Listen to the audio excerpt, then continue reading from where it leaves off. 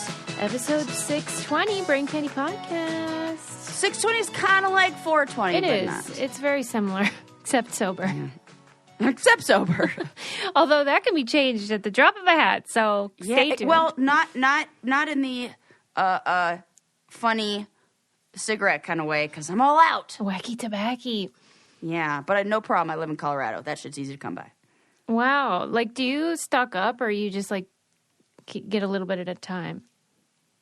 You know, I kind of am more of a little bit at a time kind of person, because you never know what you're going to get. Like, I don't. Like, sometimes they're like, oh, this is this kind and this strain of blah, blah, blah, blah, blah. And sometimes I don't want it to be, like, one I don't like. Oh, okay. Yeah. You need to go with, like, what you're in the mood for that day. Yeah.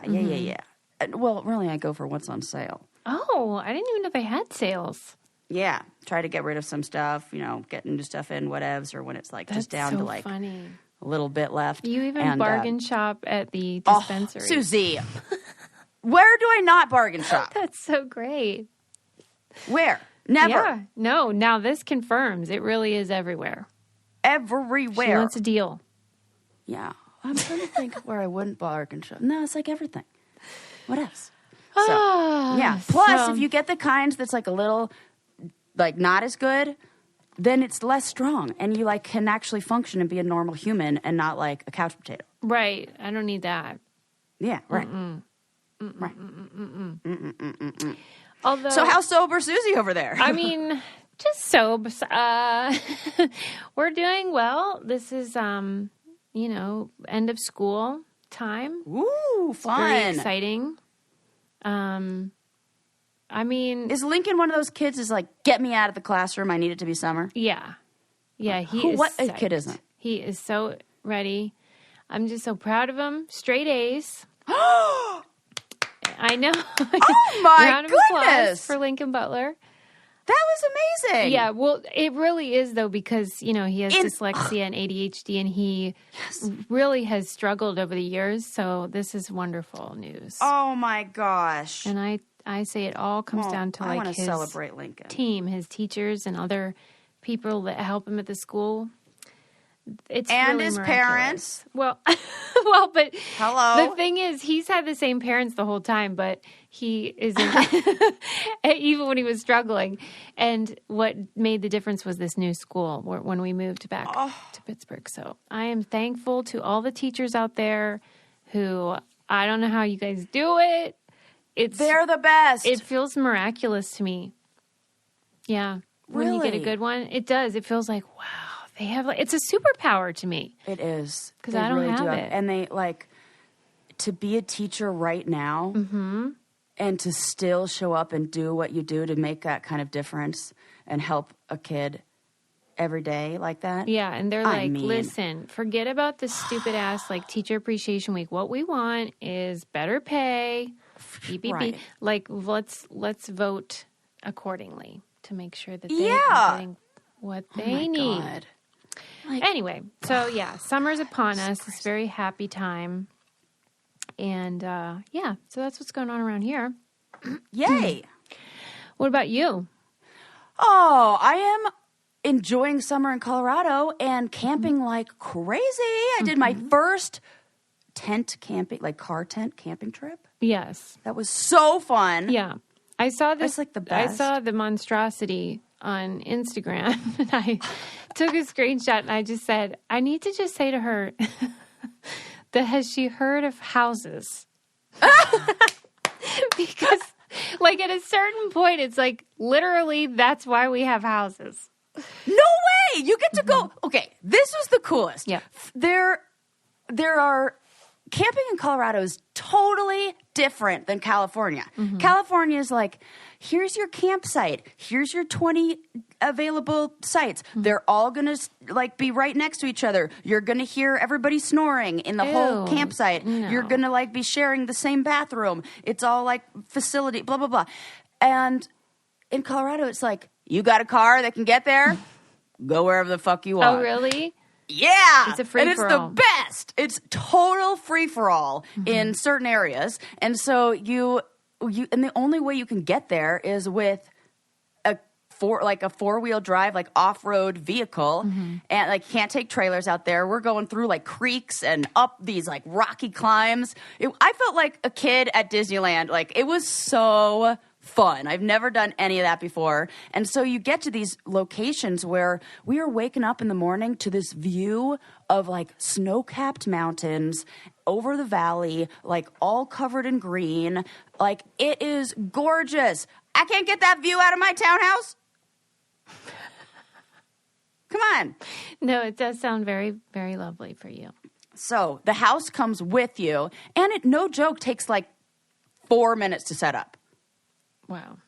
It's like an accordion. Yeah, it's just like, like and then you like, really? It's fun to do. And it's got like a little like telescopic like ladder that you pull down. It's so fun. Oh my God. I was in seventh heaven. And you know what I loved? When I posted a picture of that on Instagram, people were like, oh, you got a new truck? So cool. I love that people think that is, when they see that truck, they're like, yeah, Sarah would probably get that. Yes, this is the reputation I am going for. Mm-hmm. Woo! Wow. Outdoor adventure. Amazing. Queen. So fun. Good. I'm glad you had a nice time. Yeah. Oh, my God. All right. Let's get brainy or whatever. Let's get brainy. Okay. First, I wanted to talk about how I had saw that the Ricky Gervais comedy special was trending on Twitter yes. because he, as he is wont to do, he, did jokes about trans people on his new special. Mm-hmm. So I chose to watch it, which I'm always like hesitant to do because I don't want Netflix to think like, wow, everyone loves trans jokes. But I wanted to see, what it was and whether it was funny or not. Yeah. And because, my policy, any joke is fine if it's funny. Yeah. Okay, so I watched it. I was not impressed. And it was both like offensive, but also not funny. And so it's just like, yeah. I mean, you know how Ricky Gervais's whole thing is just like that laugh that he does with those teeth? And yes. like nobody thinks Ricky Gervais is as funny as Ricky Gervais thinks Ricky Gervais is funny. 100%. Right. So like he gets a lot of the laughter from doing that, which is kind of like on SNL when they break and you then start laughing and then you laugh because they're laughing. You know what I mean? Yep. So it's like that. Okay. So I watched it and I was like, oh, yay. This was not great. But then I watched the Jo Koy special from 2 years ago that I hadn't seen before. And Jo Koy is, if you're not familiar, he's Filipino, half Filipino. And it was so tremendous and his talent was so apparent and remarkable. Like when you're watching, you're just thinking, how is he... Let me tell you. Okay, so when I watched Ricky Gervais, my instinct is always like, I could do this. Like, I got to get back on stage. This is this is ridiculous. Like, I could do that. Right. Anybody could do this. Yeah, but when I watched Jo Koy, I'm like, I'm never doing stand-up. Like, the amount of talent, real talent that he has is just remarkable. And because he is Filipino, he does all kinds of jokes about various Asian accents and stuff, which he's allowed to do. Totally. And are very funny and in good spirit, and all the Asian people in the audience are enjoying it because he did it in Hawaii, so there's a lot of people in Hawaii who are from Asian descent. And it was just a joy to watch, and it was just like all these old white straight cis comics, these men, they are trying to make entire comedy acts whining about basically the feeling of like when you are privileged, you think that equality is oppression. Yep, I think about that all the time, Suze. They feel oppressed, and it is ridiculous. They're just whiny babies on stage now. Whiny babies. Mm-hmm. Yeah. So I would just encourage everyone to watch the Jo Koy special if you haven't seen it. It's very, very funny, and he's truly talented. And is Ricky Gervais, do you think some of these comedians, is it lazy comedy? I think so. I think so too. I'm sure he was clever at one time and then got really successful and started phoning it in. Yeah. And then when you're phoning it in, it's real easy to punch down at women Totally. and gay people and trans folks. And, you know, that's what it seems like Yeah. happened. The combo of phoning it in and having a little bit of a chip on your shoulder about, like, feeling like exactly what you said, like the people who the equality feels like Yeah. them taking power away from you or whatever. Yeah. What did you say? You said it so much better. Tell me how you when said you're it. Again. privileged, There equality you go. feels like oppression. Thank you. That. I really do feel combo. that. And they're just sort of like, wait, I used to be able to make fun of anybody and nobody minded. Why can't I still do that? Wah. Wah. Yeah, and again, when it's not funny, Right. sorry. Right. Bye. Yeah. So shut up. Okay. Well, so I didn't love that. But what I do love is Everlywell. Oh, I got my test right here, Suze. Tell me. I'm holding it. Food sensitivity test. This is Oh, exciting. man. I Wow, haven't you even came taken it prepared yet. today. Oh, Yeah. I see what you're saying. I thought we were going to get the results, the unveiling. No, I have it right here. Oh, It's so great. easy. Okay. Yeah, it just arrived. I'm so excited because you've been talking about it like a million years. Yes. And so, like, oh my gosh, this is super easy. Yeah, I'm really into it. They have a women's health test as well. The like she said, the food sensitivity test. And it's just like so easy. And then you get these results that inform you on maybe what you should and shouldn't eat, and what things maybe to avoid. It's just real handy and so simple and affordable. You just, like Sarah said, you just get the test at home, send it back in, and then you get your results in like 3 seconds. I loved it. And then for our listeners of the show, Everlywell is offering a special discount of 20% off at an at-home lab test at everlywell.com/braincandy. That's everlywell.com/braincandy for 20% off your next at-home lab test. everlywell.com/braincandy. And I learned I am sensitive to pineapple on mine. Yes. Good to know. Yeah, you just scan the little code, register the kit, boop, poke the finger, Yeah. send it away, and then results. I know. 2 seconds. Yeah, you'll love it. That's it. Okay. And then just keeping on my little comedy theme, I also watched the George Carlin documentary, which was great. Oh, how was that? That's on HBO. That was really fun because it's always great when you get to see a legendary comic and then hear what made them amazing, because after all these years, you know, we've all seen his jokes and his little clips of his act, or at least people he's influenced to do similar things. And so it's just fun to hear why this was unusual at the time, because he started as a pretty straight comic. Like, he was pretty, typical. And then at a certain point, he really tapped into wanting to go against the system. And that, to me, is what really cool comedy does, is like point out stuff that we all just take for granted as the norm, and them saying, like, why? Why is this how it is? And he's a Sally Rice favorite. Is he? Oh, yes. Go against the system. Okay, that makes sense. That's her middle name. Well, and his most famous bit is the 7 words you're not allowed to say on television. I'm sure. Have you seen this? And he would... I don't think so. I don't think I've seen a lot of his stuff. Okay, well, I'm going to have to go back and watch. Yeah, because he was pointing out kind of like the hypocrisy of, like, you can say certain words some of the time and certain contexts on television. For instance, the word ass, you could say if you were referring to a donkey, or, things like, or certain ways that you say it is fine, but if you say, like, asshole, you're not allowed. And how arbitrary it can be. Totally. And so he, like, slowly builds this momentum, and then eventually he lets it rip, and he just says shit, piss, fuck, cunt, cocksucker, motherfucker, tits. And those are the 7 I have heard words that all together. you cannot say on television. That is funny. It's the way he builds up to it, and everyone knows it's coming because it's a famous act, but eventually. And so he became kind of like obsessed with words and the ways that words certain words have all this power, and who decides that, and why does it matter? And so the documentary was really fascinating on how his career changed over time. So that was really good. You could watch that if you're interested. Who do you think your favorite comedian of all time is? It used to be Brian Regan. Oh. But then, yeah. like, he started just doing the same bit every time. I couldn't even watch the last special. I hate when they do that. Yeah, like, I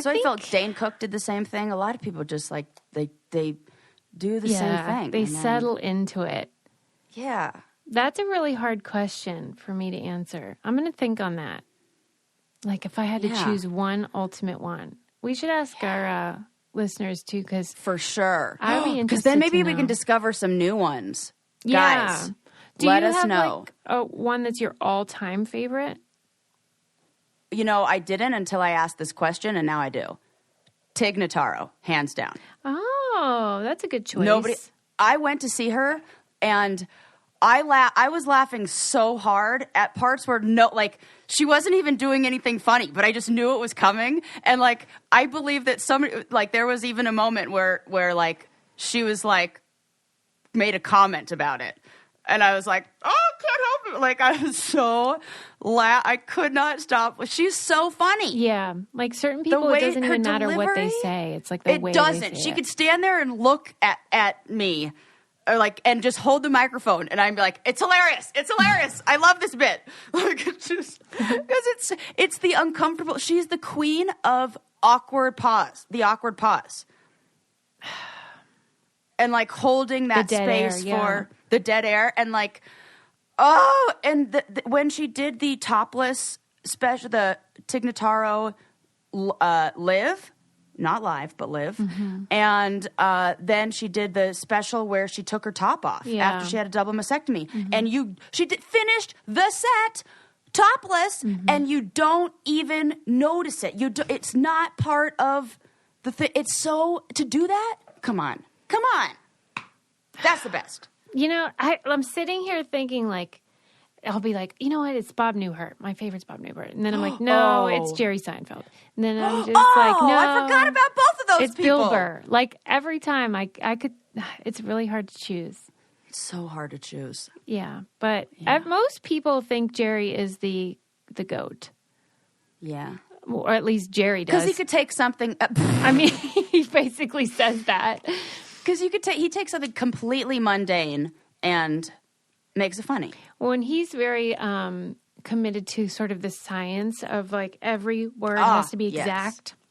Yes. And the science of the joke. Every single word is intentional, whereas other people are more, freewheeling. So it just depends on what you want. It's all subjective. But it's fun to learn the history. And, in the George Carlin documentary, they were saying, I forget who it was, but, it was Chris Rock. He said, well, comedians are like the modern day philosophers, which is, funny because there actually are modern day philosophers. But like just saying that's a fair point, like that they sort of point out stuff that most people don't see. But then they cut to Jerry Seinfeld and he's like, all right, fine. If you want us to be philosophers, but I've never changed my opinion about anything because a comedian has done a bit, but the only thing that's changed is my opinion of that comedian. So he's more like, we're not that important. It's all just jokes. It's all just jokes.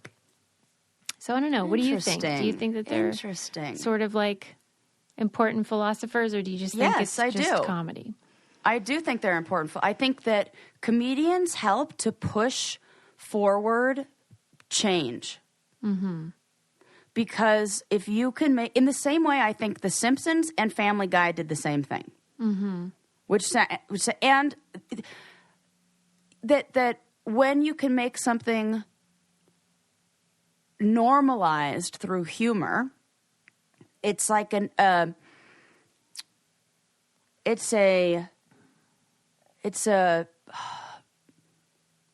access, like the door to, it makes that subject matter more approachable. Mm-hmm. It makes when you can laugh about it, when you can find humor in it, it makes it so we can then begin a conversation about it in a different way, I think. You know, and I think when, you know, I can remember on Family Guy, there were scenes, I don't know why this stands out in my mind, but I remember like being like annoyed with the show Family Guy, but then recognizing how sometimes when they would talk about, you know, like gay characters, or they would just have characters on there that were different, or like whatever it was, it normalized it. I remember thinking as a like younger kid, like, wow, this really normalizes this. Like, you know, people my age are watching this, and maybe their parents are like have different opinions, but when they see this and they laugh at it on Family Guy and it's like normalized here, then it's easier for them to like accept it and things to be normalized in the rest, like out in the real world. And so I think comedy can do that. Comedy can help us laugh about things that are maybe really sensitive subjects, or things that, you know, like are important to talk about, and then you can talk about them through humor. Yeah. You know? Yeah. Yeah. Well, So I like something to think about. Yeah. Emily, Like, oh my gosh. Like, what's her name? Beth Sailing, I think her last name is. She's so funny. But she does this great joke about, like, anytime she says the word rape, she does it with a Scottish accent. oh yeah, I remember that. And it's so funny. She's like, yeah, it's less offensive when you say a rape. And I was like, that is so good, because then it like softens how you talk about it, and then she says it, so you can like, it introduces that topic in a way that we're like, okay, like it takes away, eases some of the tension around very sensitive topics. Yeah, right. I like that. Yay, comedy. Yay, comedy, except for transphobes who suck. Yeah. Okay, Emily Lewis. Yeah. One more thing. You can't be doing that thing where you're like, I don't like it. Like Ricky Gervais is doing. Well, that's what not I'm pushing saying. forward change. That's the opposite. Well, that's why people say it's punching down, because it's just like, That's it. You're not the person. I would love to see a trans comedian do jokes about being trans. That would be fantastic. I would love this. This has to be. And that's why what I felt when I watched Jo Koy. I loved hearing his point of view about his own ethnic heritage. That's fun and not offensive. But if Ricky Gervais did a Filipino accent, that's gross. Gross. Yeah. Yes, agreed. I'll tell you what's not gross. What? Ritual. Get your vitamins in. Plant-based protein powder. Hello. Ritual's essential protein. Delicious. Very yummy vanilla flavor. And super convenient. Just, pop it in there. Right. Have a shake before you work out, maybe. Or if you just want to have it for brekkie. I think it's I like it right before option. dinner. Or not right before dinner. Don't do that. You will not be hungry for dinner. Right before bed. Ooh. Protein before bed, it really helps me. Really? And I sleep better. I absorb more of it. I don't know. That was what when you I had have somebody that problem where you like eat in your sleep. Oh, yes. It curbs my midnight appetite. Right. 100%, Susie. Midnight appetite. Yeah. Yeah, Sarah will like eat without knowing it, and then she'll go out in the morning and there'll be just like peanut butter out. Yes. So hopefully if you have that problem, maybe you should try the old Ritual protein shake as well. They have vitamins. They have everything you need, and I love all of their products.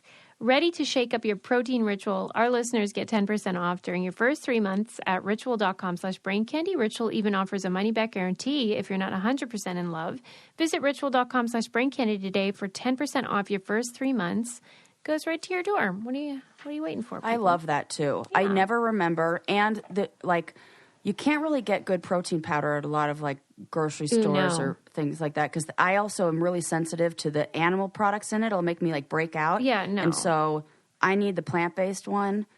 Yeah. It is so nice. That's to have the it ticket. delivered. I never want to think about that stuff. Exactly.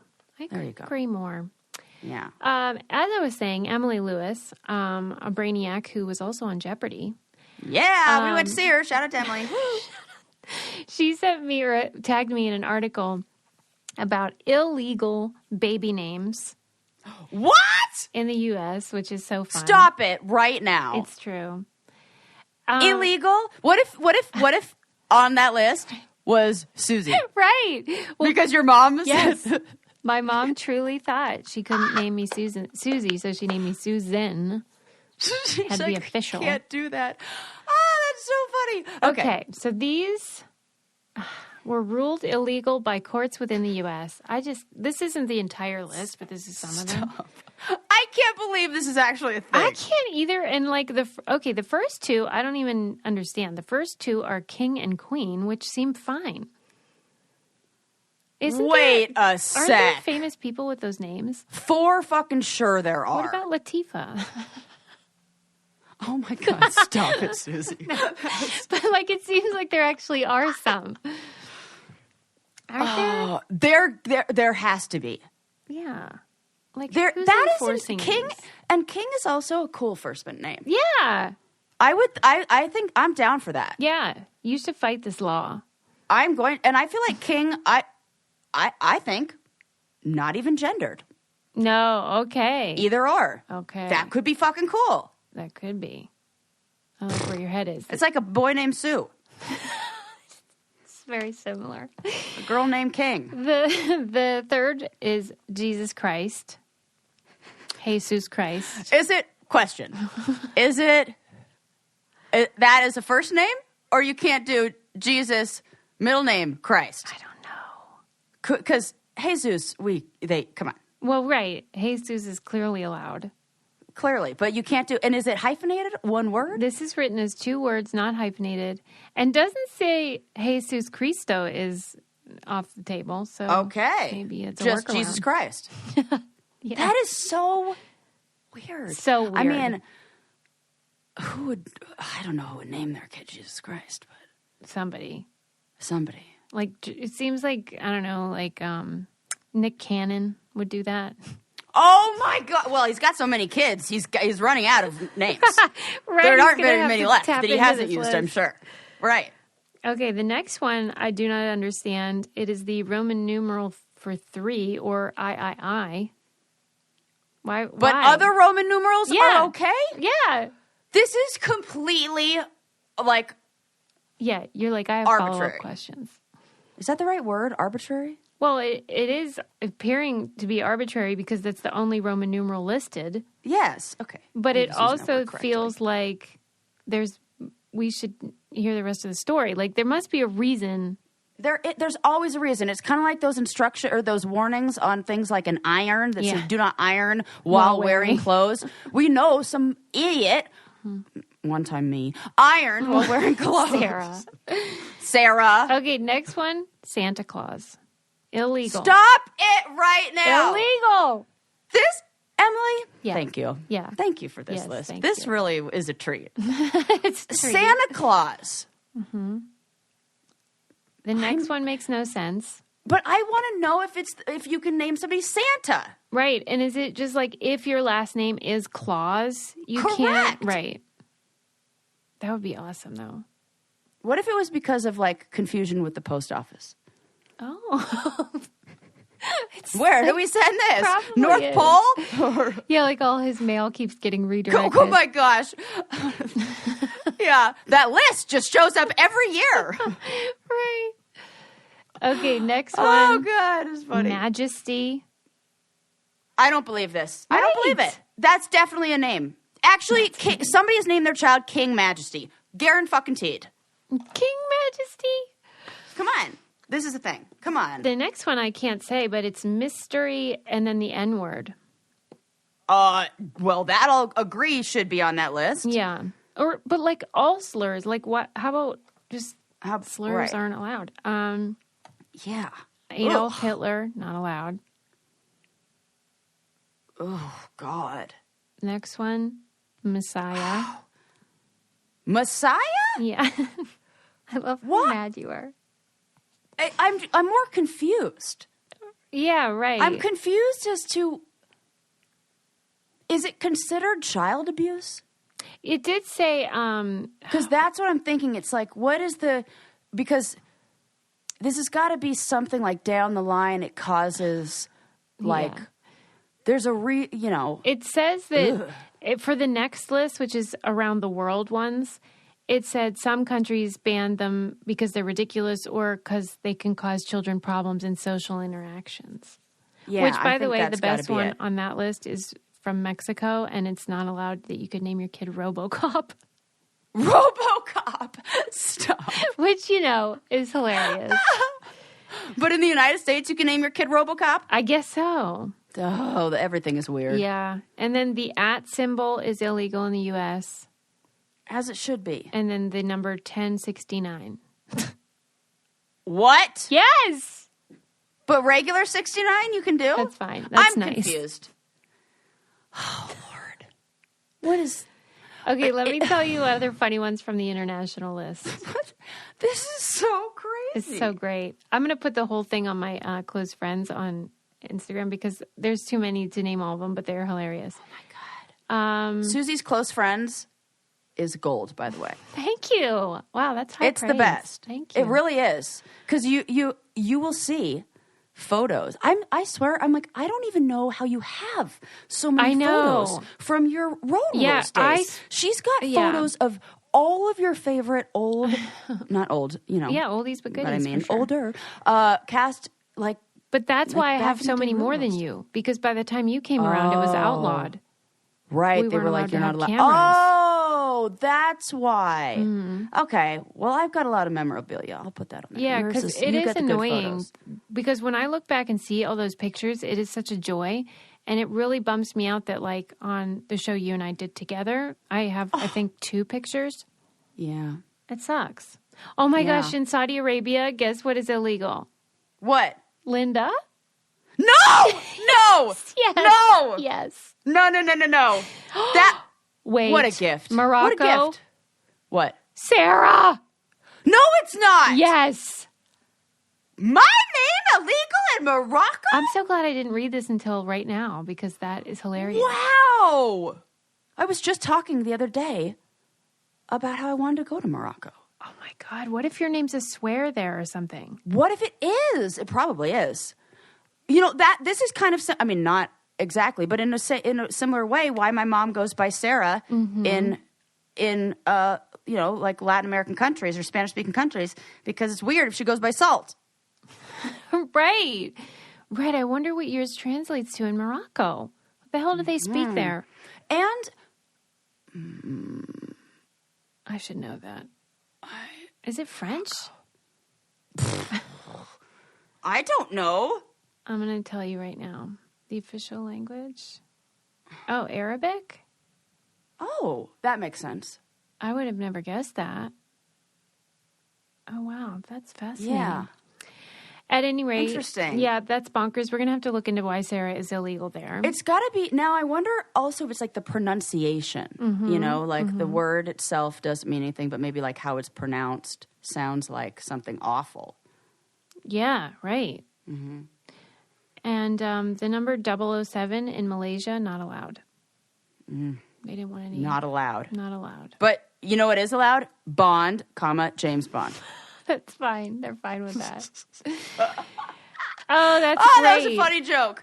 That is a funny joke, and that was a great article. That is a real winner. Yeah. Our listeners send us some good stuff. They know what we like. Yeah, they do. Okay, moving on. Thank you, Emily. I read a wonderful article in The Atlantic that I will tell you about after I tell you why Best Fiends is so awesome. Oh, my goodness. You know what's funny? Before I even get into that, I went and looked at my screen time. It was down a little bit, probably because I was camping. But you know what is in my top 3? Best Fiends. For real? For real. Nice. Because it's how I relax, and it's how I take brain breaks and decompress. Because sometimes you need a little bit of a brain break in between something like, a bunch of clients in a row, or like when I have a little bit of time after lunch. I just like to have a quick little brain break. That's what I call it, because it's like just the right amount of like puzzle and brain and candy, so to speak. It is. Yeah. 100% that. Yeah. It's an exciting puzzle adventure game. And there's all And if you log in every day, you get better stuff. Okay, right. So, that's right. You That's get right. like little prizes. Right. So you're incentivized, and it's a nice little break. And you don't need the internet, so you can use it anytime, regardless of whether you have a connection or not.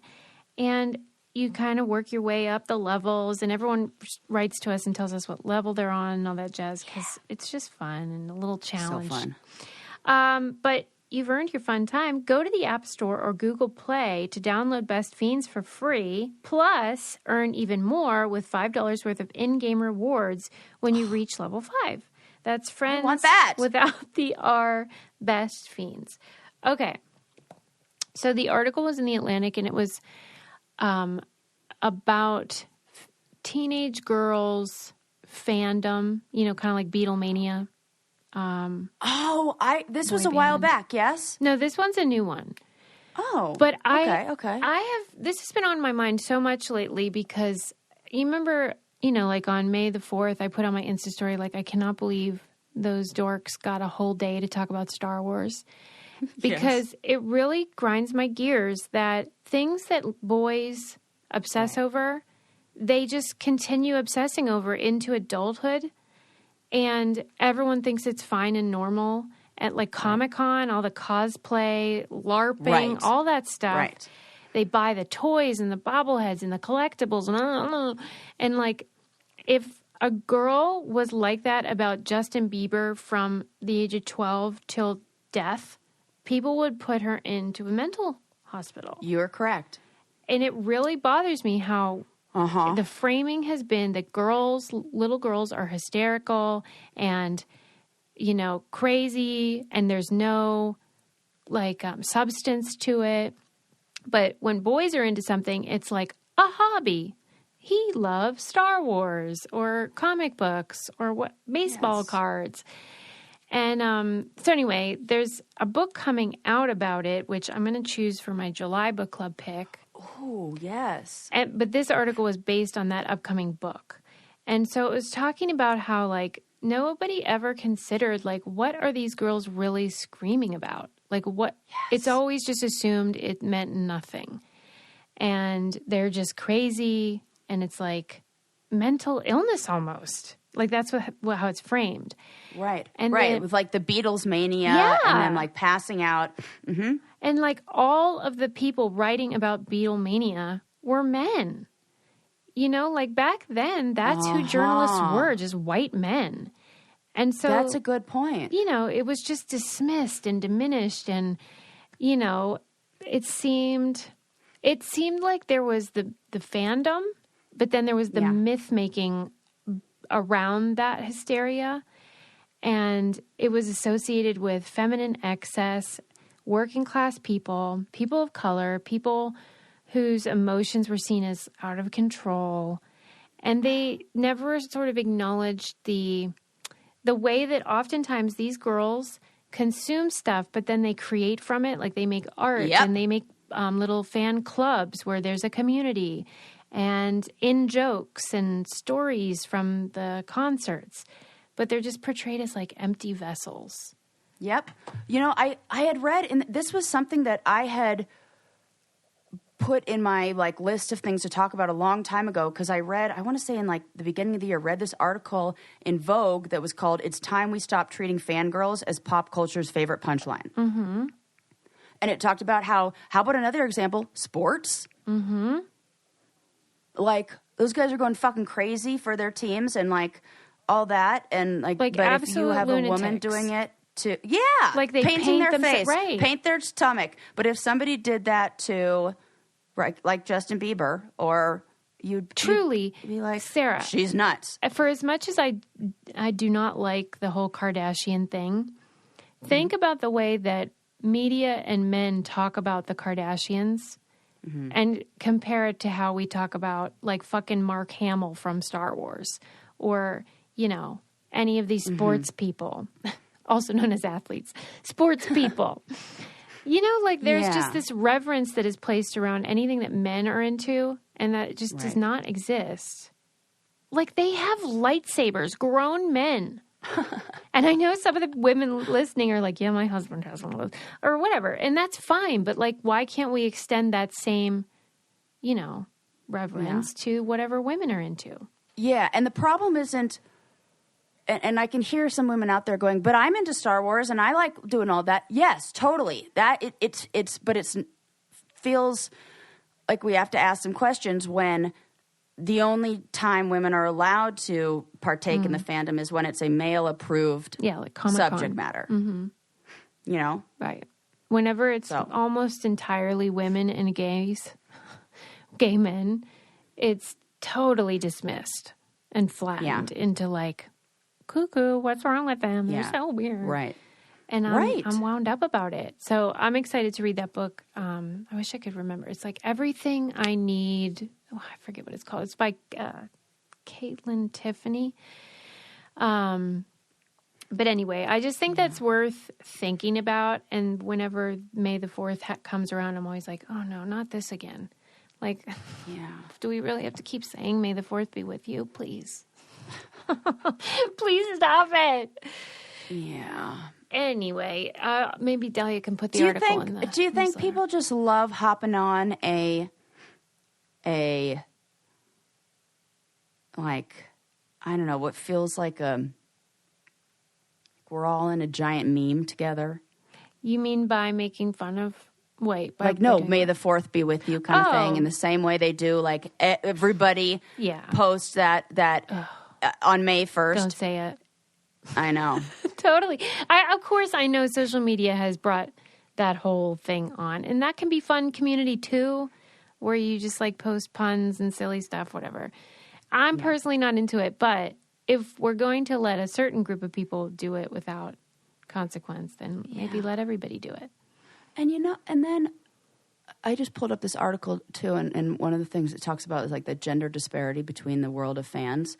And I didn't even think about this. How about, like, okay, the first article, or first sentence of this article is, why are young women screaming at a One Direction concert seen as hysterical, but grown men screaming at their inanimate TVs, rioting and causing millions of dollars of damage seen as part of being a sports fan? Yeah.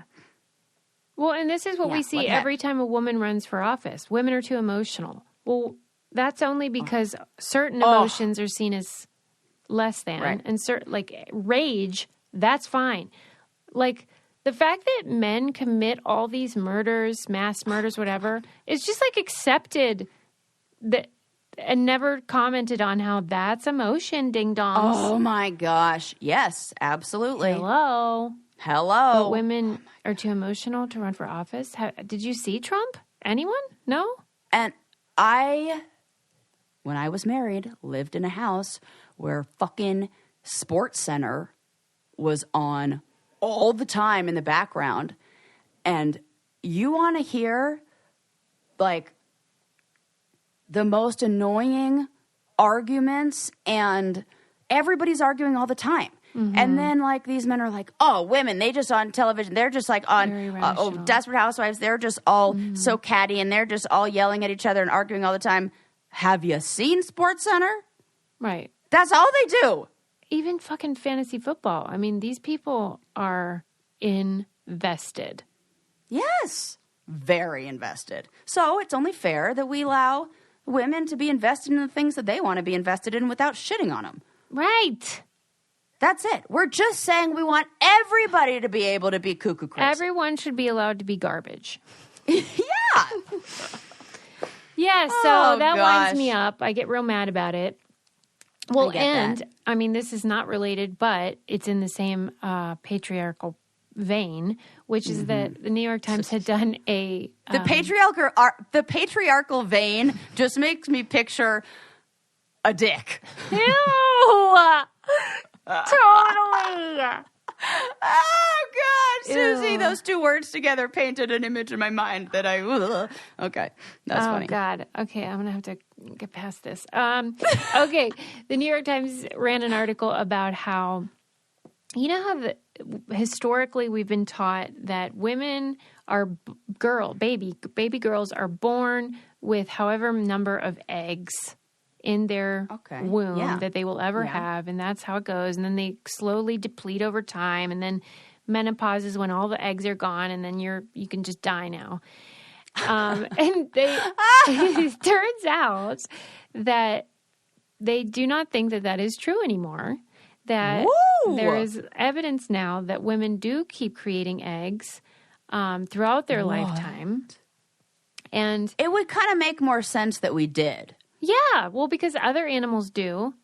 And we don't know shit about all. Yeah, and so there's a theory that maybe the cells that nourish the eggs pump out hormones to the rest of the body, but they may be too damaged to continue doing that after a certain point. Kind of like how men's sperm becomes less potent over time due to hormonal changes and things like that. It's basically the exact same process for women as for men. Oh. But like a lot of the people, oldies but goodies or oldies but shitties in the medical community do not want to accept this.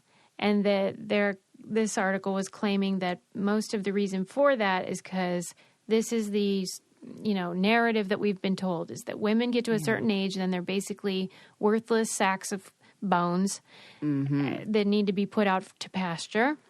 And that the idea that they still are vital and creating eggs goes against that narrative. Right. Ooh. And that's a real problem with a lot of what happens in the medical community is that they, just like anyone else, buy into stereotypes and, The same goes with people of color. Yeah, and right. How they're It's treated in even the medical. worse. Way worse. Yeah, for women of color and people of color. And the things that have been written about and, with like pain tolerance, things like that. Oh my God, it's fucking awful. Well, I remember when you were in a relationship with someone and they were going to have surgery or something. And they were just like, hey, do you want some Vicodin? And like gave him like a gazillion Vicodin. Yep. And I got yelled at in that situation because I, in that moment, was like, aren't you going to assess for prior history of addiction? Right. You didn't even ask any questions. Right. My ex was like, shh. And I was like, you just prescribed 60 Vicodin, like something that is a like absolutely highly addictive. 2 weeks on that shit, you are addicted. And like, have you ever tried to get painkillers when you needed them? Good luck. Yeah.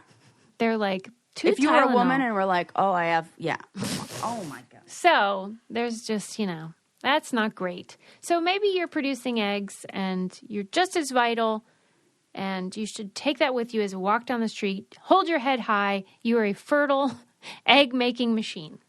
That's right. Amen. Amen. Okay. Moving Just don't name any of those eggs that come out Santa Claus. Or off to jail you go. Yeah. All right. Moving on. I did stories. Get me real worked up about that patriarchal. Yeah, I'm mad about it all the time. This is like where I vent, I read a really cool book on addiction called Never Enough. Oh, interesting. And I would recommend it to anyone if you're curious about how addiction works physiologically, like what is going on in your body and your brain, during that process leading up to and during addiction.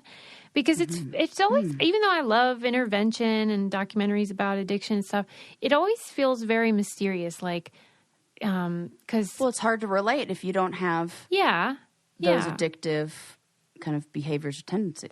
Well, and it does sometimes feel like this person drinks a lot, but then they can just stop and never drink again and no problem. And then other people like struggle their whole lives with addiction and the desire to consume and what maybe causes that. But anyway, one thing that I just wanted to mention from the book that really struck me and touches upon something we've already talked about. Do you remember when you talked about how, let's say you drink a glass of wine every day at home for dinner, your body has one reaction, but if you go out to a concert and have a glass of wine, you become more inebriated than you would be. Habituated to the location. Yeah, that your body... and the environment in which you do the drug. Right. So our bodies are so cool that they want you to be totally balanced all the time. Your body's just doing its best to make everything regulate properly. But then we inject, in this case, a poison in the form of alcohol, and your body has to work to balance out the effects of that. And so if you do it every day, your body knows it's coming. And then you're in the setting you always do it. Your body's like, okay, she's about to get that wine. And your body starts producing these chemicals to counteract the poison you're about to drink. Yep. Okay. Before you've even taken a sip. Before you've taken a sip, your body's like, oh, no, you don't, Susan. Right. Okay. Okay, here we go. Mounting my defense. So then, when you go out to a bar and it's a different setting, then your body's caught by surprise. So you might get drunker than you would at home. Anyway, I just thought it was interesting when it described the way that worked with coffee, because it's the same process. Oh. Yeah.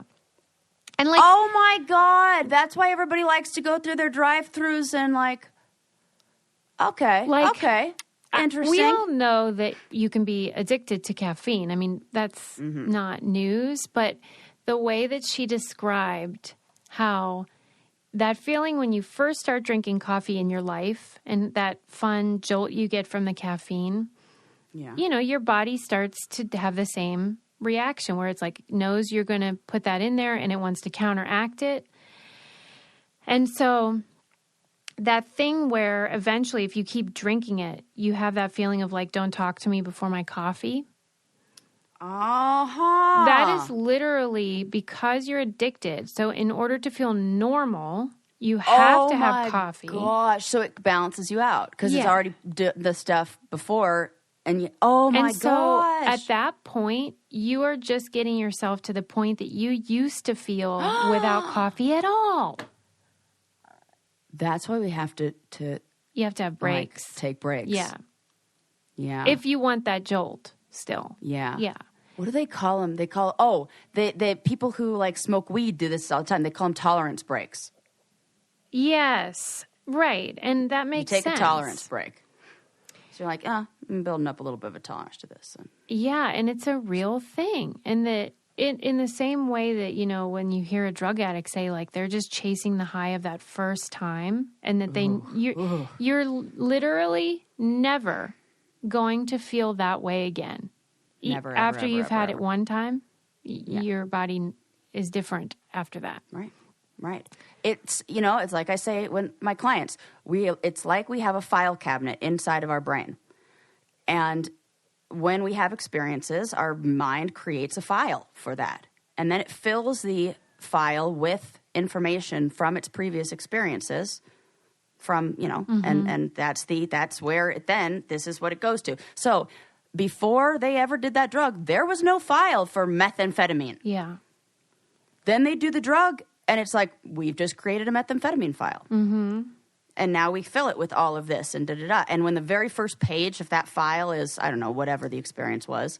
And, yeah, I don't know why. Meth just seems like the scariest one. So I chose that. So, well, and then I watched a documentary called Her Name Was Betty. It's on Amazon Prime, but it's really old. And so it's you could make a better TikTok video now. But at the time, you know, when they made it was normal level of documentary. But one of the things that was in that one that was shocking to me was they were trying to point out how women in particular are at a much higher risk of addiction to alcohol and the reasons why that is. And one of the things that they mentioned was when a man is an alcoholic, 9 out of 10 times his partner stays with him. Oh, my God. And when a woman is an alcoholic, 9 out of 10 times he leaves. Isn't that amazing? Exact opposite. I mean, that doesn't talk about why they're more likely to be addicted, but I just couldn't believe that particular statistic. If a lot of the things that are the normal daily duties and responsibilities are handled by the woman. Right. And then the guy can be an alcoholic and it doesn't disrupt the functioning of the house. That really should show the role and impact that a woman has in the functioning of a family, for fuck's sake. And when she no longer serves that role. Wow, Susie coming strong with the anti-patriarchy episode. This is hot. Right? Hot. And they were trying to make the point of why it's so much more stigmatized for a woman to be an alcoholic than a man. And I think it's what you're saying, where if you no longer offer those sort of stereotypical things that the female tends to bring to a household, you might as well just hit the bricks. Oh, you can't remember to do the laundry and fold the laundry and, you know. But the guy's never doing that anyway, so. No. Not never. Not all. # not all men. Right. But yeah, I thought that was shocking. Wow. That is really fascinating. But I do recommend that book. Never Enough is what it's called. It's really good if you're interested.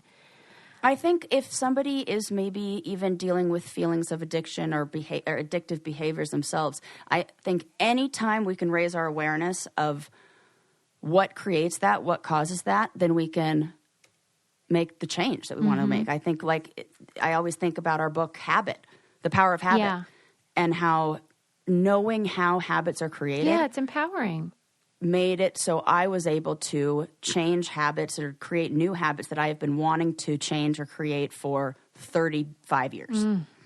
Really? And you're probably like, but you're 36. Yes, because we read this last year and I've been doing it for a year. Yeah. Right. Yeah, it's really, I find it really empowering to learn how the brain works, because then if you want to avoid something or produce something, then you know how to do so. Yep, absolutely. Let's wind it down. Men suck. Except you, Jared. I know you're listening. Jared always writes to us afterwards and says whether he likes the episode or whatever. And he's just so sweet and supportive. He really loves you, Sarah. I know you're his favorite. I know. Yeah. It's so nice. It's so we talk on nice. Instagram. It's great. That's so sweet. Yeah. But anyway, men suck except Jared.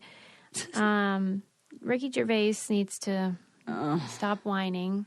But listen to Jo Koy's. Mm-hmm. Sarah, Jo you Koy's will love video. that special. I hope you watch it because you will die laughing.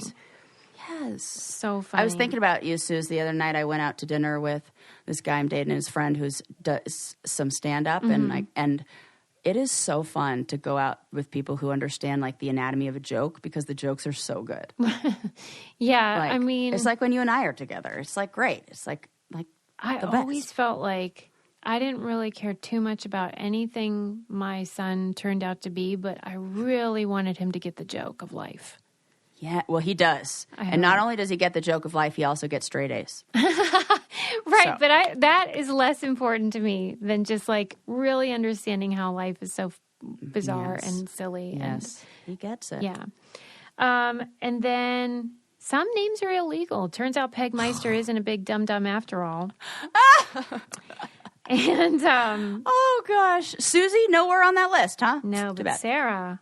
Wow, illegal in Morocco. If anybody knows why, please let me know. Yeah, I wonder if Moroccans even are aware of that. It might be one of those weird laws that like nobody even knows. Right, like you can't eat ice cream on Sunday while walking a donkey in like the state of something. Exactly. Yeah. And teenage girls' fandom should be, Yes. not dismissed. Not dismissed.